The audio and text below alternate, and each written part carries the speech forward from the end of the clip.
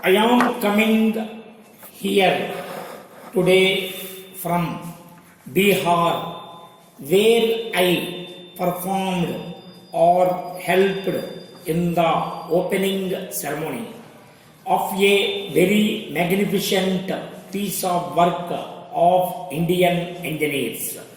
The Great Dam, this I am told, is the longest in the world. A day before that, I performed or participated in a completely different function at Nalanda, a great university center of 1500 years ago in Magadha, which is now Bihar.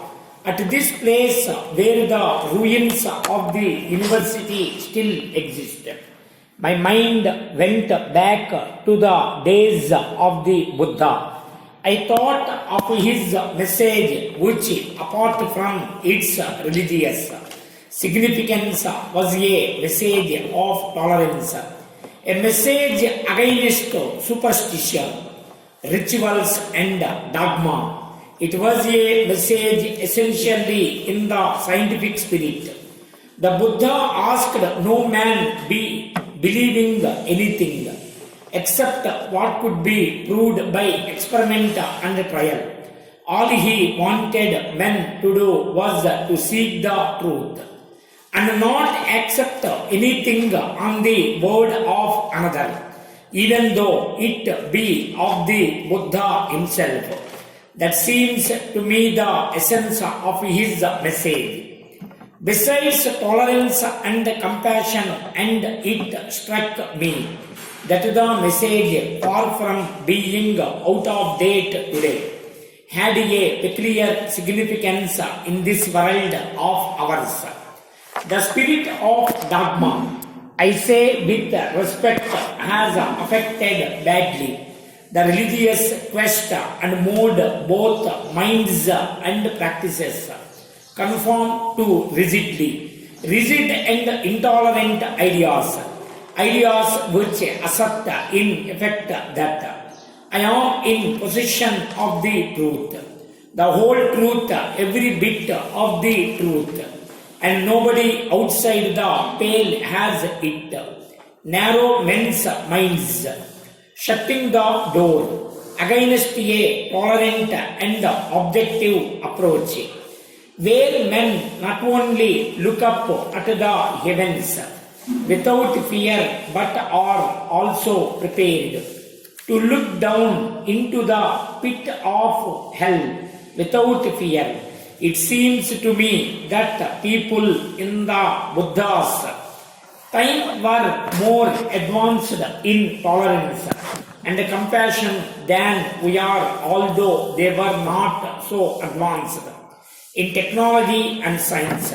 While I was there, it struck me that quite apart from the religious issues, there might be something worthwhile in the traditional view of life, because it is a tolerant view of life. While it may hold one opinion, it respects the opinion of the others and allows that there may be truth in the others' opinions too.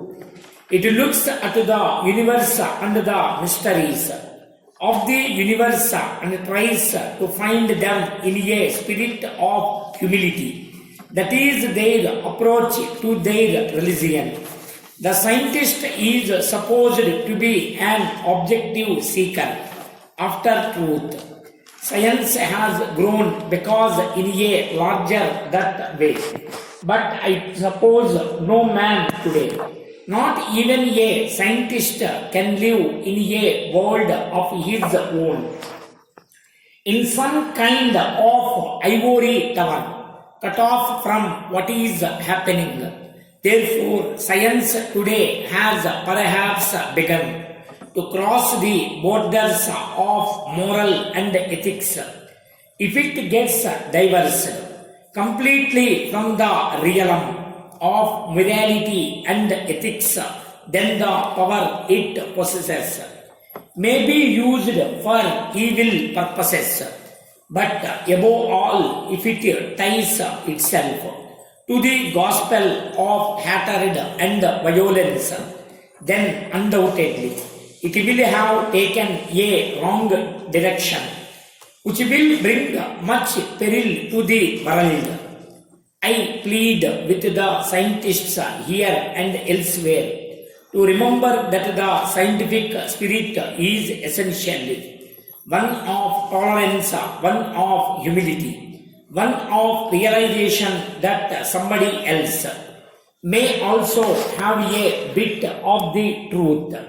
Scientists should note that they don't have a monopoly of the truth, that nobody has a monopoly, no country, no people, no book. Truth is too vast to be contained in the minds of human beings or in books, however sacred.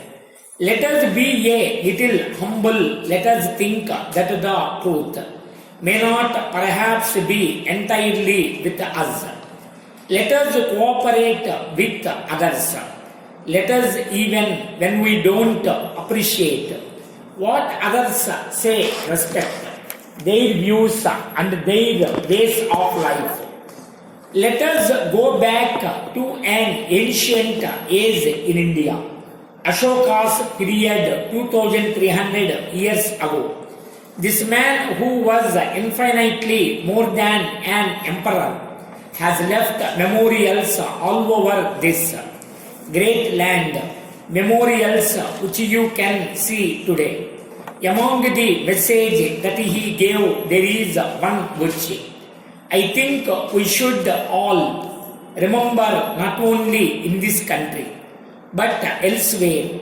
Addressing his own people, he said, "If you never your faith while you revere your own faith, you shall revere the faith of others. In reverencing the faith of others, you will exalt your own faith and will get your own faith honored by others. If you apply that message of tolerance not only to religion but to other activities of human life such as politics, economics and science, you will find that it puts things in a different context. It is a context which is not very much in evidence today, where differences of opinion are not liked, where the tendency is to suppress the view or the way of life that is not approved of, where ultimately science itself becomes vitiated by a narrow outlook. Dear sir, this record of progress is indeed very satisfactory. Nevertheless, quite a lot has yet to be achieved.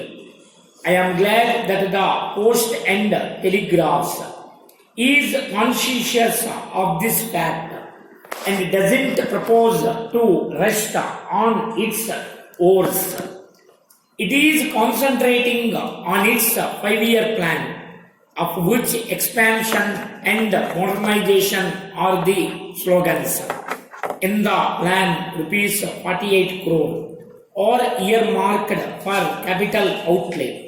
The objectives of the development plan include the opening of a telegraph office in every town of 5,000 or more, in every subdivisional headquarters and in every thana or police station, irrespective of its size.